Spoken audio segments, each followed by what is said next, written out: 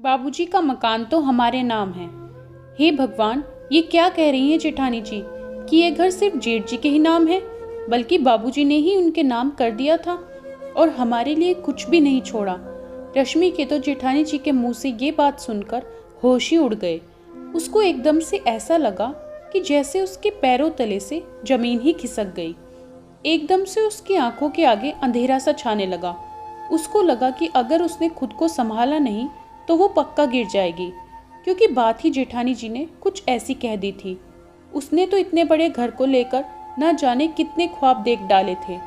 वो इस घर का अपना आधा हिस्सा बेचकर एक छोटा सा घर खरीद लेगी और बाकी बचे पैसों से अपनी दोनों बेटियों की पढ़ाई लिखाई करवाकर उनको अपने पैरों पर खड़ा करवाएगी। रोजी रोटी तो वो किसी भी तरह घसीटकर अपने बलबूते पर चला ही लेती है, लेकिन आज तो जेठानी जी की बातों ने सब कुछ जैसे समाप्ति कर दिया हो। अभी थोड़ी ही देर पहले की बात है, वो अभी दोपहर का खाना निपटाकर अपने कमरे की ओर जा ही रही थी कि अचानक तभी उसको अपनी जेठानी नन्नी की आवाज़ सुनाई पड़ी। रश्मि, ऐसा है कि विजय की बीमारी के बाद हमने बहुत दिनों तक तुम लोगों को सहारा दिया, लेकिन अब हम लोग ये घर तुड़वाकर फिर से नए तरीके से बनवाना चाहते हैं। बुरा न मानना, लेकिन हम लोगों ने इतने दिनों तक तुम लोगों पर दया कर दी, लेकिन अब नहीं कर पाएंगे, इसलिए अब तुम लोग अपना ठिकाना ढूंढ ही लो। नन्नी ने अपनी बात को समझाते हुए कहा। लेकिन भाभी, ये क्या कह रही हैं आप? इस घर में विजय का भी तो हिस्सा है, फिर हम लोग ये घर क्यों खाली करें? पता नहीं कहाँ से रश्मि के अंदर इतनी हिम्मत आ गई, वरना तो जब से विजय के पैरालिसिस का अटैक हुआ तब से तो वो नन्नी की हर बात में हाँ मिलाती नजर आती। नन्नी हर बात पर रश्मि को इमोशनल ब्लैकमेल कर रही थी और रश्मि मजबूरी में ही सही सब कुछ सह भी रही थी। रश्मि की बेटियों को भी जब जब अपने बेटों की तुलना में छिटाकांशी करती रहती। बेचारी रश्मि हालात की मारी नन्नी की बातों को मानती नजर आती, क्योंकि उसके अलावा रश्मि के पास कोई चारा भी तो नहीं था। लेकिन आज तो जेठानी जी ने जैसे धमाका ही कर दिया था और वो चुप न रह सकी। रश्मि, एक बात बड़े ध्यान से सुन लो। इस भूल में तो बिल्कुल भी ना रहना कि इस घर में विजय का भी हिस्सा है। ये घर बाबूजी ने अपनी बीमारी के समय ही अपनी मर्जी से रोहन के नाम ही लिख दिया था और अब इस घर पर सिर्फ और सिर्फ हम लोगों का ही अधिकार है। इसलिए अपना सामान उठाओ और चलते बनो। थोड़ी देर पहले जो नन्नी बड़ी मासूमियत के साथ बोल रही थी, वो अब रश्मि की बात सुनकर तमक उठी। लेकिन जीजी, ऐसे कैसे हो सकता है?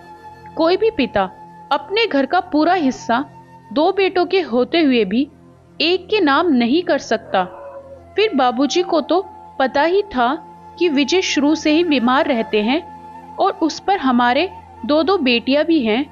रश्मि को तो बिल्कुल भी नन्नी की बातों का विश्वास नहीं हो रहा था। जब से विजय के लकवा मारा तब से वो बिल्कुल भी साफ नहीं बोल पा रहा था। बस इसी बात का फायदा नंदिनी और रोहन उठाने की कोशिश कर रहे थे, क्योंकि विजय के अंदर उन लोगों का विरोध करने की क्षमता ही नहीं थी।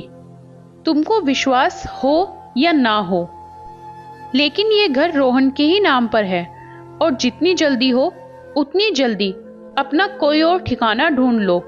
ये तुम्हारे लिए भी अच्छा रहेगा और हमारे लिए भी। इतना कहकर नन्नी रश्मि को अचंभित छोड़कर अपने कमरे में चली गई और रश्मि को तो बिल्कुल भी समझ में नहीं आ रहा था कि वो क्या करे, और वो विजय के पास बैठकर फूट फूट कर रोने लगी। विजय बोल नहीं सकता था, लेकिन समझ सब लेता था और उसने अपने टूटे फूटे शब्दों में रश्मि की इस तरह से रोने का कारण पूछा। रश्मि सब कुछ बताकर विजय को दुखी नहीं करना चाहती थी, पर अब तो रश्मि बिल्कुल भी चुप नहीं रह सकी और उसने रोते रोते सारी बातें विजय को बता ही दी और विजय चुपचाप असह्य पड़ा सुनता रहा। लेकिन अचानक उसके चेहरे पर एक चमक सी आ गई और वो अस्पष्ट बोली, मैं राघव राघव नाम लेने लगा। पहले तो रश्मि कुछ नहीं समझी, लेकिन अचानक उसको याद आया कि राघव नाम का उसका एक ममेरे जेठ है जो कि पेशे से वकील भी है।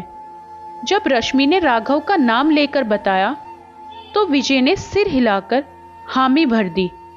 अब तो रश्मि को एक नई आशा की किरण नजर आने लगी और उसने झट से राघव को फोन मिला दिया। भैया, ऐसी ऐसी बात है, जितनी जल्दी हो सके उतनी जल्दी आप आ जाइए। रश्मि लगभग रो देने वाले अंदाज में बोली और दूसरे ही दिन राघव आ गए। क्योंकि सभी को विजय की स्थिति की वजह से रश्मि से सहानुभूति थी। उसको अचानक घर पर देखकर तो नंदिनी और सोहन तो चौंक ही पड़े, क्योंकि उन लोगों को रश्मि से इस प्रकार की कोई उम्मीद ही नहीं थी। रश्मि, तुमने राघव भैया को क्यों बुलाया? नंदिनी रश्मि के ऊपर बिफर ही पड़ी। भाभी, अब बस, अब तक बहुत सह लिया, लेकिन अब नहीं सहूंगी।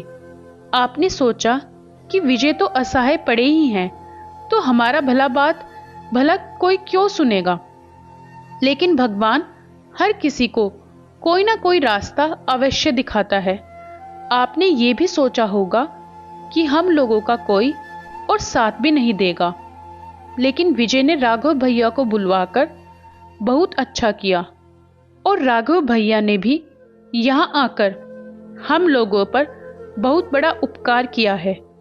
रश्मि निडरतापूर्वक बोली, क्योंकि अब कर नहीं तो डर नहीं, लेकिन तुम मेरा बिगाड़ क्या लोगी? नंदिनी बेशर्मी से बोली। भाभी, ये तो शायद वक्त ही बताएगा।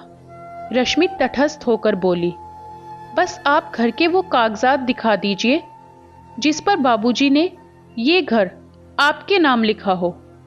लेकिन ऐसा कोई कागजात थे ही नहीं, और अब जब घर के सारे कागजात निकाले गए तो नंदिनी और रोहन का सफेद झूठ सामने आ गया। राघव ने पूरी तन्मयता से रश्मि और विजय की तरफ से लड़ाई लड़ी और उन दोनों को उनका पूरा पूरा हक दिलवाया। रश्मि ने अपनी योजना के अनुसार उस घर का अपना हिस्सा बेचकर एक छोटा सा नया घर खरीद लिया और बाकी पैसा बेटियों की पढ़ाई में लगा दिया। समय ने करवट बदली। विजय भी रश्मि की सेवा और दवाइयों से धीरे धीरे ठीक होने लगे। उनकी दोनों बेटियां पढ़ लिखकर अच्छी जगह नौकरी करने लगी और रश्मि ने अच्छी तरह से देखभाल कर उन दोनों की शादी भी समय पर कर दी। ईश्वर की कृपा से दोनों दामाद भी बिल्कुल बेटे समान मिले। वो दोनों ही विजय और रश्मि का बहुत ज्यादा ख्याल रखते। आज ईश्वर की कृपा से रश्मि के परिवार में सब कुछ ठीक होने लगा, लेकिन नंदिनी जिन बेटों के दम पर बहुत ज्यादा फूलती थी, वो बेटे उन दोनों को छोड़कर अलग रहने लगे और रश्मि बस यही गुनगुनाती नजर आती कि जिसका कोई नहीं उसका तो ईश्वर होता है। दोस्तों, कहानी कैसी लगी कमेंट में बताएं। वीडियो को लाइक करें, शेयर करें और चैनल को सब्सक्राइब करना ना भूलें। धन्यवाद।